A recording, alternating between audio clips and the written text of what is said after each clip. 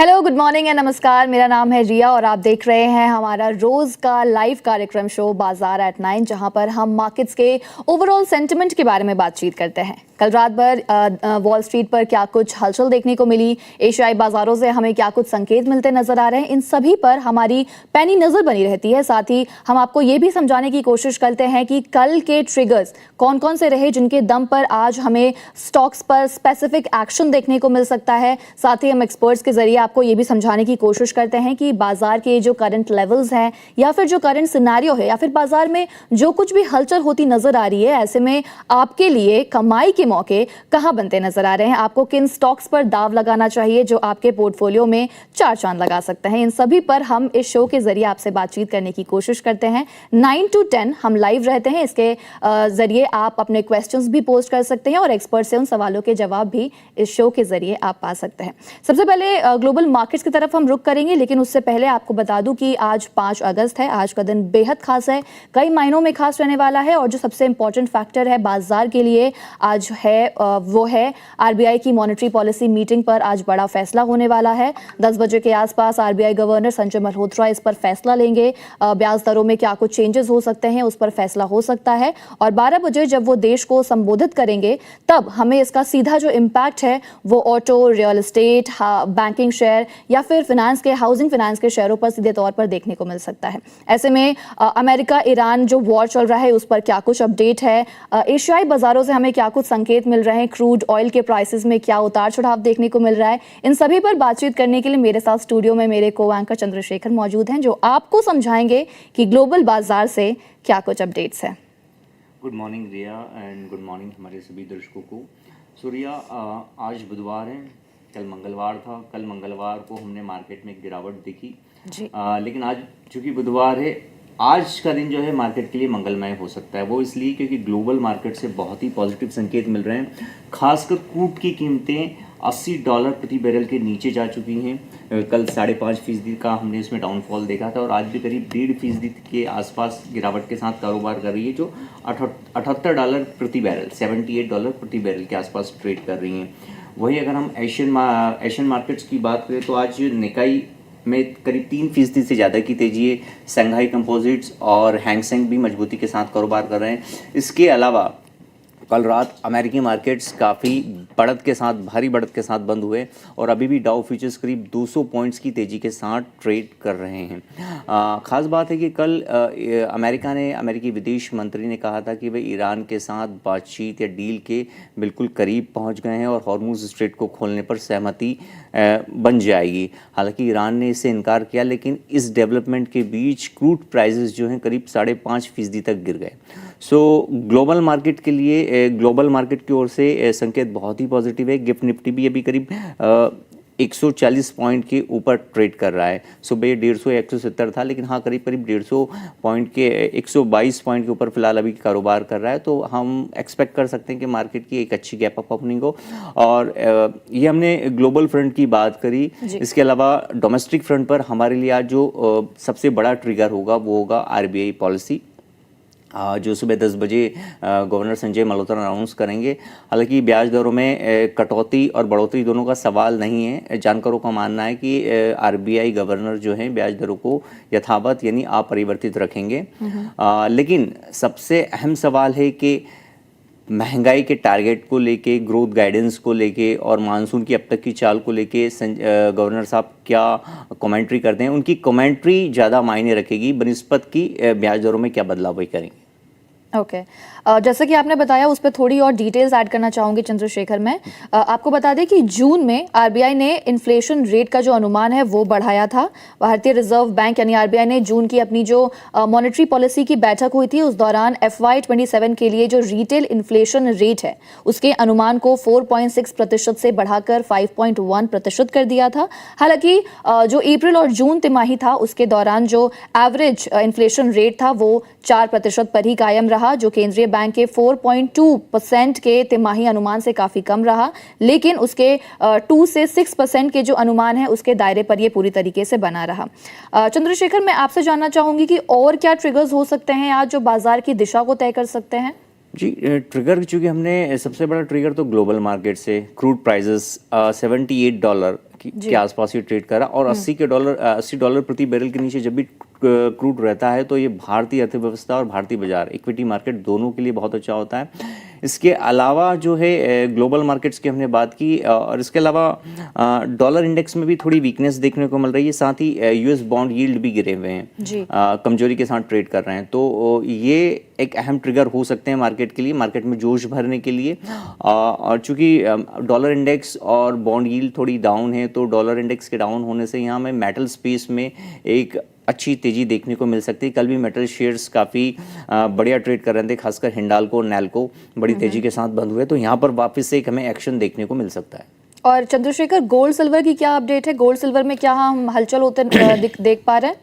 जी, gold silver की अगर हम बात करें तो गोल्ड में कल भी तेजी देखने को मिली थी, करीब 1% की तेजी थी और अभी भी गोल्ड USD जो है करीब 1.25% के साथ की बढ़ोतरी के साथ कारोबार कर रहा है और चांदी भी सिल्वर MCX भी करीब 1% की तेजी के साथ कारोबार कर रहा है। कल देर शाम माफ़ कीजिएगा, यहाँ पर भी सिल्वर में भी 2% से ज़्यादा की तेजी देखने को मिली थी। तो गोल्ड और सिल्वर दोनों आज अच्छी तेजी के साथ कारोबार कर सकते हैं।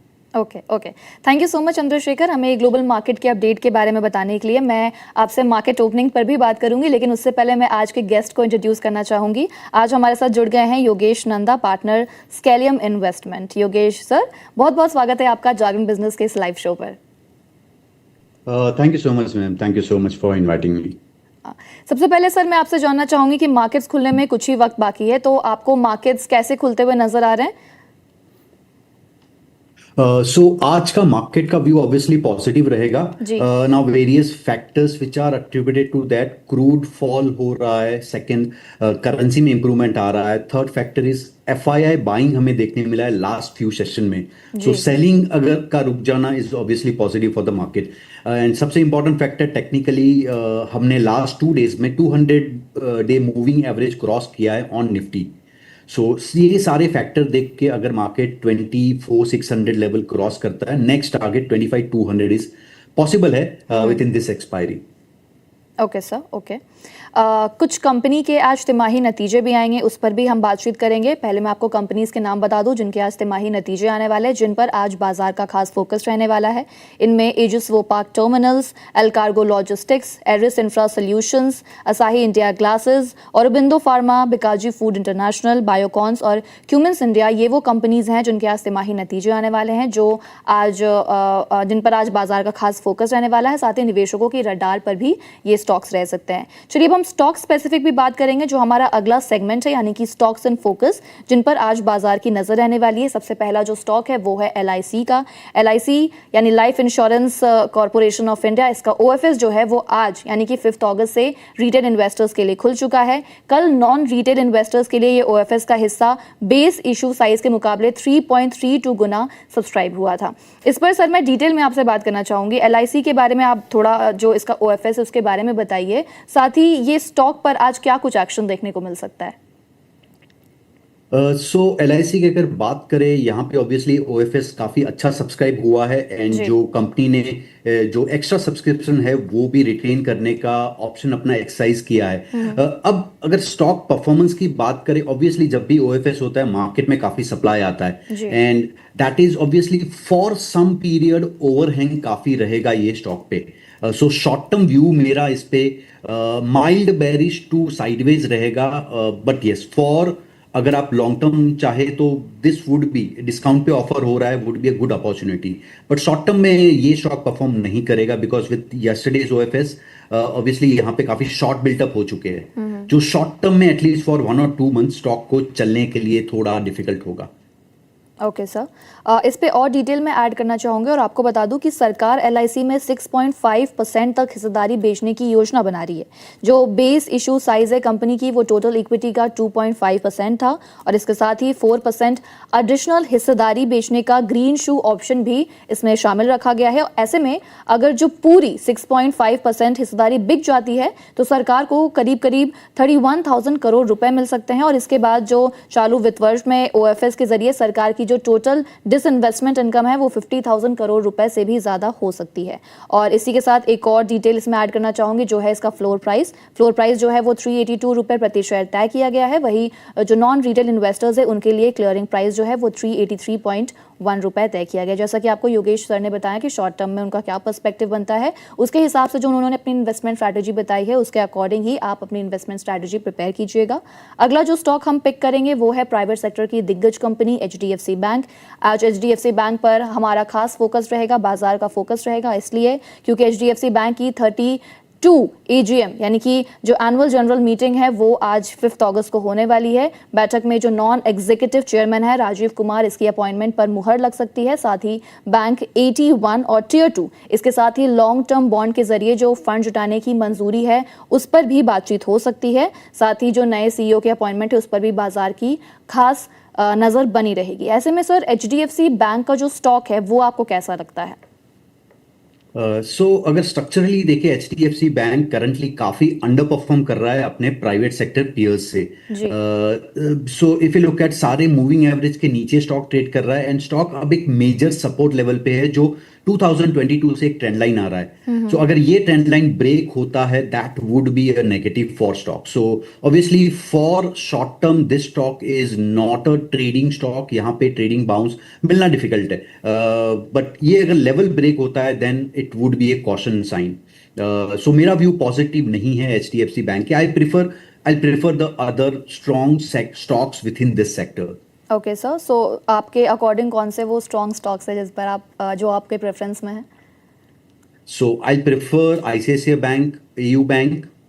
These are the strong sector within the sector, strong stocks within the sector. Okay sir, अगला जो स्टॉक जिस पर हम बात करेंगे वो है भारती एयरटेल का। टेलीकॉम कंपनी भारती एयरटेल ने अपने तिमाही नतीजे जारी किए हैं जिसपे जो उनका कंसोलिडेटेड नेट प्रॉफिट है वो तिमाही बेसिस पर 11.5% बढ़कर 8,167 करोड़ रुपए पर पहुंच गया है। रेवेन्यू में भी बढ़ोतरी हुई है, रेवेन्यू 5.7% बढ़कर 58,539 करोड़ रुपए पर पहुंच गया।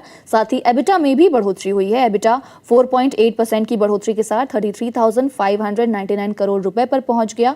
और इसी के साथ ARPU में भी बढ़ोतरी हुई, 264 रुपए पर पहुंच गया। और जो इनका मुनाफा था हालांकि वो एस्टिमेट से कम रहा, लेकिन रेवेन्यू, एबिटा और जो मार्जिन है उसमें काफ़ी अच्छी बढ़ोतरी हुई है। इसी के साथ भारती एयरटेल पर आपसे बातचीत करना चाहूँगी सर, इस पर आपकी क्या सलाह बनती है? किसी को अगर फ्रेश इन्वेस्टमेंट के लिए क्या ये स्टॉक सही है, या फिर इसमें खरीदारी करने की आपकी सलाह है, होल्ड रहेगी या फिर एग्जिट करने की सलाह रहेगी?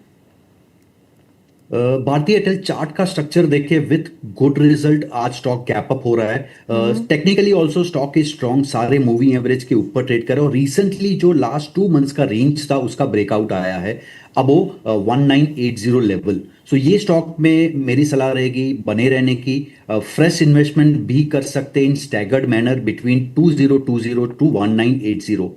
सो यस, व्यू ये स्टॉक पे बुलिश रहेगा फॉर 2160 टारगेट। ओके सर, इसी के साथ वोडाफोन आइडिया का स्टॉक एक बार देखिएगा। वोडाफोन आइडिया का स्टॉक आपको कैसा लगता है भारती एयरटेल के कंपैरिजन में?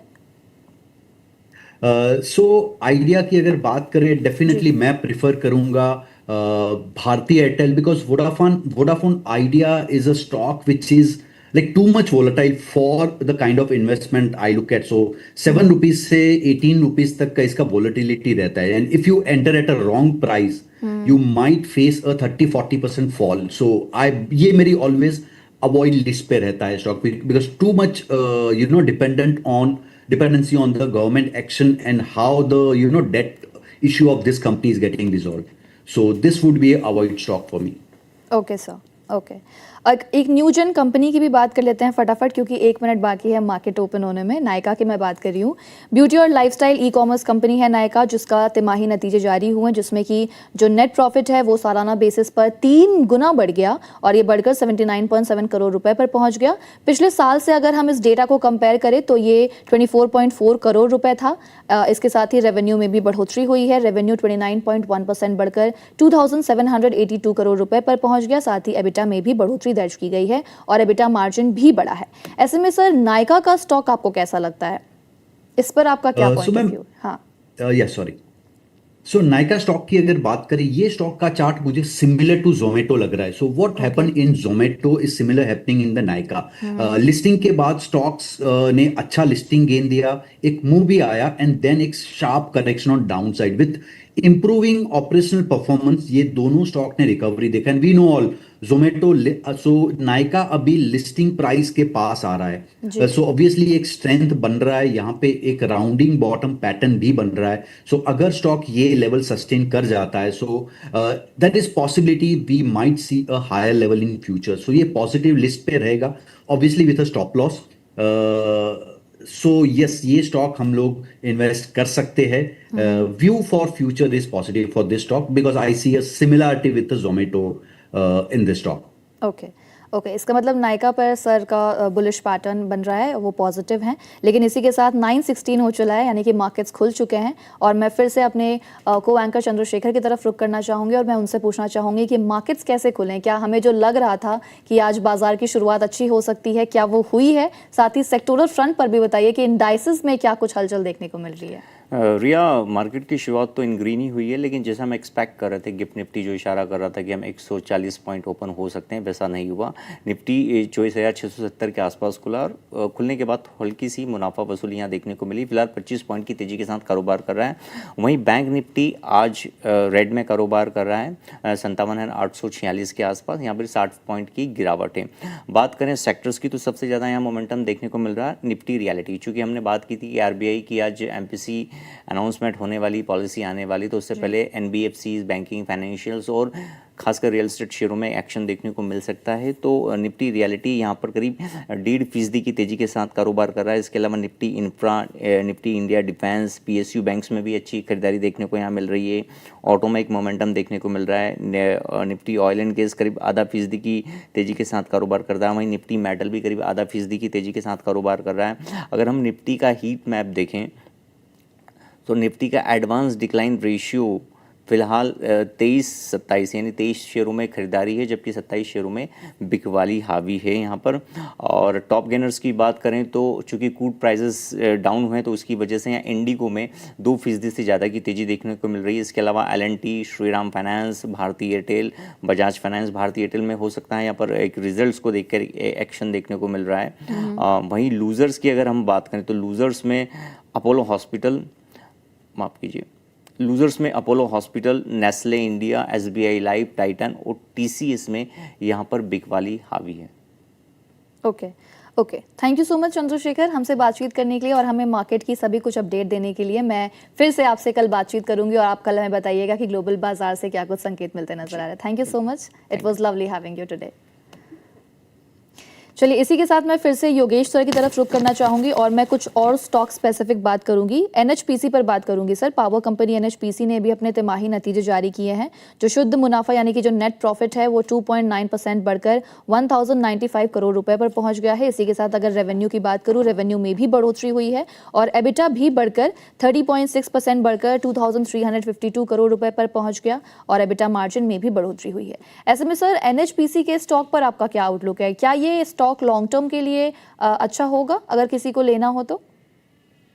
सो मैम, अगर ये स्टॉक की बात करें, स्टॉक काफी टाइम से कंसोलिडेशन में है. I can see after a big rally from almost 27 rupees to 120, stock since then is in consolidation for almost 2 years. So I think थोड़ा और टाइम कंसोलिडेशन में जाएगा, बट once 88 और 90 लेवल इज क्रॉस्ड, पुराने level 110 achieve हो सकते हैं. सो yes, for short term मुझे ये स्टॉक में कुछ ग्रेट मूवमेंट नहीं लग रहा है, बट लॉन्ग टर्म के लिए ये स्टॉक डेफिनेटली अच्छा हो सकता है.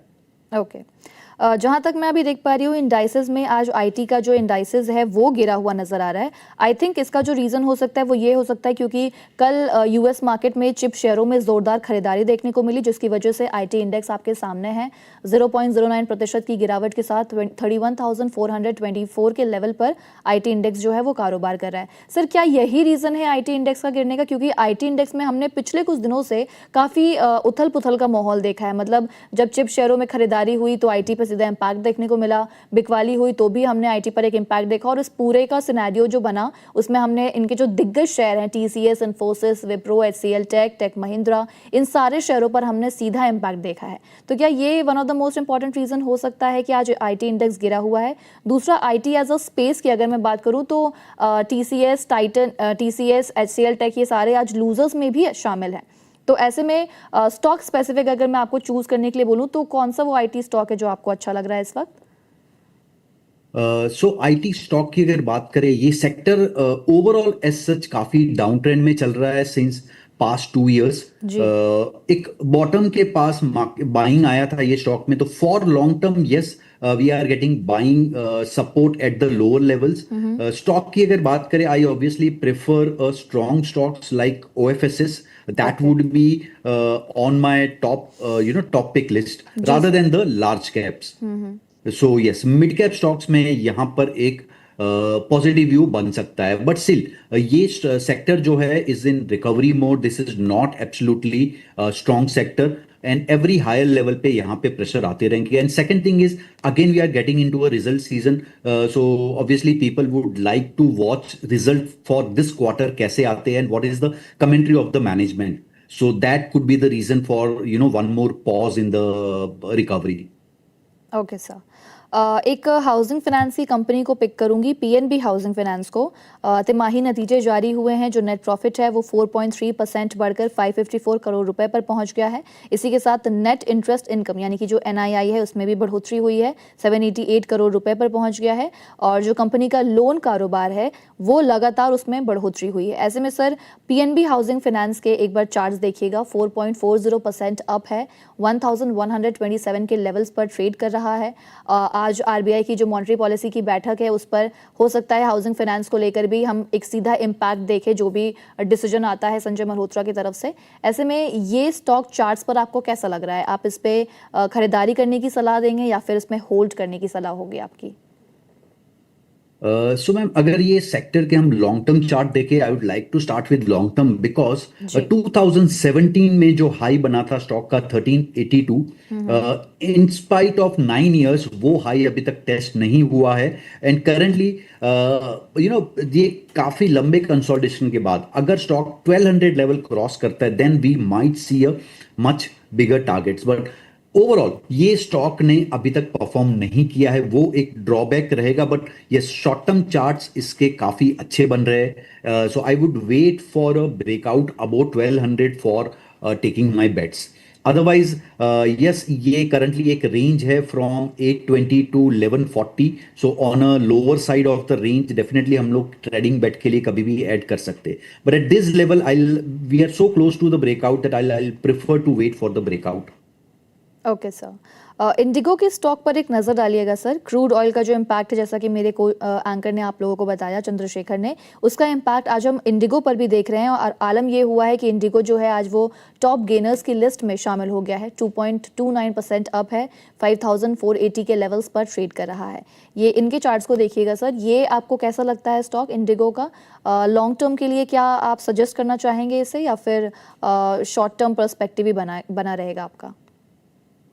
सो अगर इंडिगो की बात करें, I would say it's only listed stock in this space जो परफॉर्मेंस लेवल पे बेटर है काफी। And with crude falling, we know within 1 or 2 months obviously this war will cool down and crude oil भी cool down होगा। So yes, ये stock में मैं बने रहने की सलाह दूंगा, even short term also and for long term also. And if you look eight even in a bad phase, stock ने अपना वीकली पीरियड का जो 200 पीरियड मूविंग एवरेज है वो सस्टेन किया, एंड नाउ एक 2050 पीरियड मूविंग एवरेज का crossover आ रहा है, and I can also see a cup and handle pattern forming. So yes, ये स्टॉक पे काफी पॉजिटिव व्यू रहेगा for both short term as well as long term. Okay sir. Question answers को भी इंक्लूड करेंगे अब हम, और पहला सवाल लेंगे जो है गोविंद नारायण की तरफ से आया है सर आपके लिए। वो आपसे जानना चाहते हैं आपका point of view in UPL for 3 to 4 months, और उनका जो बाइंग प्राइस है वो है 598। तो यूपीएल पे आपका पॉइंट ऑफ व्यू जानना चाहते हैं। सो 3 to 4 months की अगर बात करें, यूपीएल ये डेली वीकली दोनों चार्ट पे सेल मोड में है। सो मेरा अगर आपका कॉस्ट प्राइस पे है तो मेरा रिकमेंडेशन रहेगा ये स्टॉक, इससे काफी अच्छे स्टॉक अवेलेबल है मार्केट में। मेरा व्यू यहाँ पे अवॉइड रहेगा, बिकॉज जब दोनों लेवल पे दोनों टाइम फ्रेम पे सेल में है तो वहाँ पे कोई सेंस नहीं बनता टेक्निकली इन्वेस्ट करने का। Okay sir. अथर्व बैनर्जी का सवाल लेंगे। रोलेक्स रिंग्स पर जानना चाहते हैं, 153 पर है इनका। जिंदल स्टील जो है वो 1255 पर है। पूछ रहे हैं कि एवरेज कब करना चाहिए और शॉर्ट टर्म के लिए टारगेट्स क्या होने चाहिए। सो रोलेक्स रिंग की बात करें, स्टॉक काफी अंडर परफॉर्मेंस के बाद यहाँ पे एक्सपर्ट्स आते हैं short term. So I would से शॉर्ट टर्म में 160 लेवल का टारगेट बन सकता है। लॉन्ग टर्म में स्टिल यहाँ पर अब काफी ओवरहैंग प्रेशर है। सो जब तक स्टॉक 165 लेवल क्रॉस नहीं करता, लॉन्ग टर्म के लिए थोड़ा डिफिकल्ट रहेगा ये स्टॉक का चलना। So yes, short term target 160 and 165 के ऊपर we might see a long term recovery. Okay sir. जो दूसरा स्टॉक था सर वो था जिंदल स्टील का 1255 पर। सो जिंदल स्टील, यस, ये स्टॉक लॉन्ग टर्म में काफी एक अच्छा अप ट्रेंड पैटर्न में है। Short term also now it's improving. Recently हमने देखा था विद मेटल सेक्टर रैली, यहाँ पे एक ऑल टाइम हाई ब्रेकआउट आया था। Then we could see a short term pressure, now again that breakout is happening. So yes, ये stock मेरी पॉजिटिव लिस्ट पे रहेगा। यहाँ पे we can see a breakout above 1080 level. So yes, ये stock में बने रहने की सलाह रहेगी। Even we can look at the positive fresh adding अगर ये स्टॉक यहाँ पे सस्टेन होता है। Okay sir. अगला जो हम सवाल लेंगे वो हम फार्मा स्टॉक पर लेंगे। स्टॉक का नाम है सिप्ला।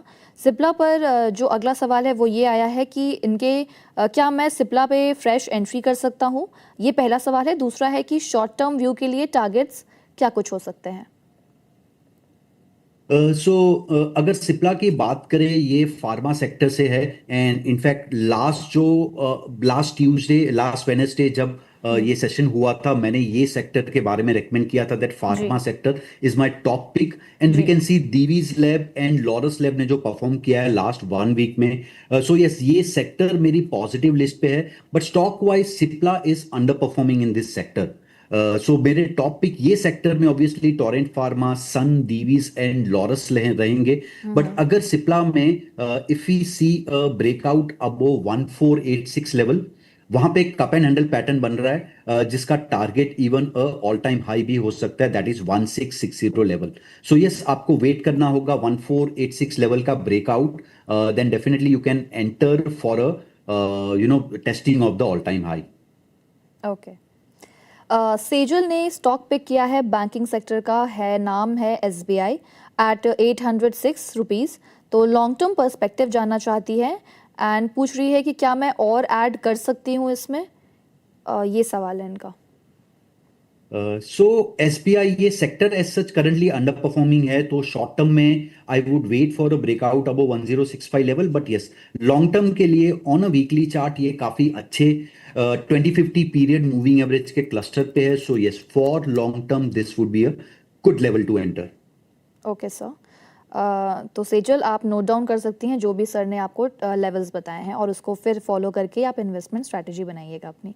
अगला सवाल जो हम लेंगे वो हम लेंगे रोलेक्स रिंग पे हमने ऑलरेडी बात कर ली है। शुभू का सवाल है, आधार हाउसिंग फाइनेंस के बारे में पूछ रही हैं। सिप्ला भी हम ले चुके हैं ऑलरेडी, तो सर आधार हाउसिंग फाइनेंस पे बता दीजिए। 530 का इनका कॉल है। शॉर्ट मिड टर्म व्यूज मांग रही हैं आपका। आधार हाउसिंग फाइनेंस, ये stock on a weekly chart काफी टाइम से कंसोलिडेशन में है। बट यस, ये व्यू इस पे लॉन्ग टर्म के लिए पॉजिटिव रहेगा, बिकॉज जो लिस्टिंग प्राइस था अभी तक उसके ऊपर ट्रेड कर रहा है, which is positive for long term. And we are very close to a breakout level of 525। But yes, ये करंटली साइडवेज है। शॉर्ट टर्म में यस, अबो दैट लेवल एक स्पर्ट हमें मिल सकता है, but major move will start above all time high level of 560। So yes, trading bet यहां से बन सकता है एक। ओके। अगला जो हम सवाल लेंगे वो दो स्टॉक पर है सर। कोचिन शिपयार्ड है 1700 और इंडियन बैंक है 870।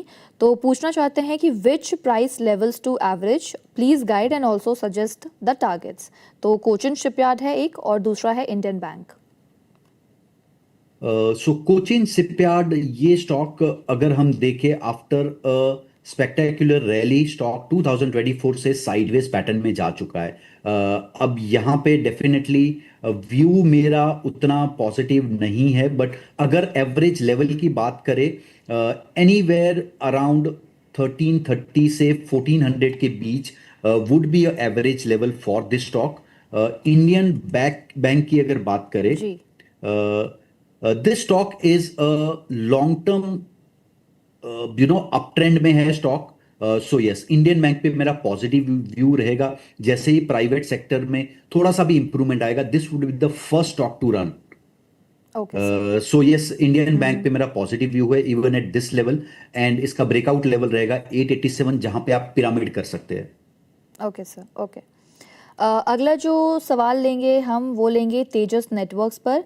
568 पर है, रिलायंस है 1430। So how low will it go and when should it be saved, ये सवाल है तेजस नेटवर्क और रिलायंस। सो तेजस नेटवर्क में व्हाट आई थिंक इज एक शॉर्ट टर्म बॉटम बन चुका है, because after a sharp fall यहाँ पे एक छोटे से चैनल में स्टॉक ऊपर जा रहा है। ये चैनल का लोअर एंड है 500 level and upper and is 720 level.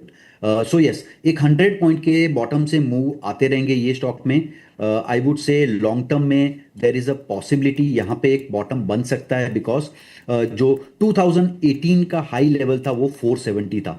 So yes, for long term I see यहाँ पे काफी अच्छे प्रोस्पेक्ट बन सकते हैं ये स्टॉक में। And what was the second stock? Sir Reliance Industries. Reliance जी Industries. Reliance, yes, Reliance at this level is at a channel bottom. So yes, मेरा व्यू यहाँ से रिलायंस में पॉजिटिव रहेगा। Would be a good level to add Reliance. Sir ये सवाल मैं पूछना चाहती हूँ आपसे कि क्या रिलायंस को लॉन्ग टर्म के लिए ऐड कर सकते हैं हम? लॉन्ग टर्म के लिए कैसा स्टॉक है रिलायंस? सो यस, मैं लॉन्ग टर्म की बात कर रहा हूँ, बिकॉज वीकली चार्ट पे जो हम 2021 से करंट लेवल तक सारे बॉटम कनेक्ट करें तो we are almost at support. Okay हम लोग currently weekly 200 period moving average पे ट्रेड कर रहे हैं। And if you look at the past 2020 में ये स्टॉक वीकली मूविंग एवरेज से रिकवर हुआ था 2023, and even last year Feb 25 में भी यही लेवल से स्टॉक रिकवर हुआ। तो देर इज हाई प्रोबेबिलिटी यहाँ पे एक एटलीस्ट फॉर अ 1 और 2 ईयर एक बॉटम बन सकता है। Okay okay sir. अगला जो सवाल है वो है जीई शिपिंग पर है और एससीआई पर है। पूछना चाहते हैं कि फ्रेश बाय प्राइस लेवल्स क्या हो सकते हैं और टारगेट्स जानना चाहते हैं शॉर्ट मिड टर्म पर्सपेक्टिव से। तो we have two stocks, GE shipping and the other one is SCI. So G shipping की अगर बात करें, लेवल जो है आई वुड से विथ 1327 ये स्टॉक के लिए एक स्टॉप लॉस रहेगा। बट यस, 1466 के ऊपर यहाँ पे एक बाय लेवल बन सकता है, बिकॉज हम करंटली मूविंग एवरेजेस क्रॉस कर सकते हैं। And yes, target would be 1745। And SCI की अगर बात करें, शिपिंग कॉर्पोरेशन ऑफ इंडिया, जी ये कंसोलिडेशन में है।